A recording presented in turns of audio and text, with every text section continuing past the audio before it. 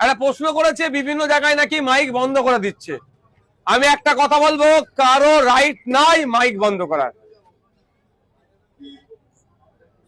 Sound pollution, শব্দ দূষণের মাত্রা বিভিন্ন জায়গাতে, কমার্শিয়াল এরিয়া আছে, ইন্ডাস্ট্রিয়াল এরিয়া আছে, সাইলেন্স জোন আছে, 4টে জোনে ভাগ করা আছে।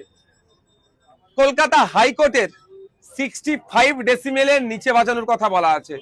সুতরাং কোন জায়গায় কেউ যদি গিয়ে বলে মাইক বন্ধ করো ধর্মস্থানের, সে ভুল কথা বলছে। তাকে সঙ্গে সঙ্গে বলুন কোন আইনের পরিপ্রেক্ষিতে বলছে। হ্যাঁ, যদি বলে 65 ডেসিমেলের নিচে রাখো, ঠিক কথা তিনি বলছেন। সুতরাং আর একটা কথায় অহেতুক আতঙ্কিত হয়ে আমার ফোনে প্রচুর ফোন এসছে, অমুক গ্রামের নাকি মাইক নামিয়ে দিয়েছে, তমুক পাড়ার নামিয়ে দিয়েছে। আমি অনুরোধ করছি, এইটা আতঙ্ক ছড়ানো হচ্ছে।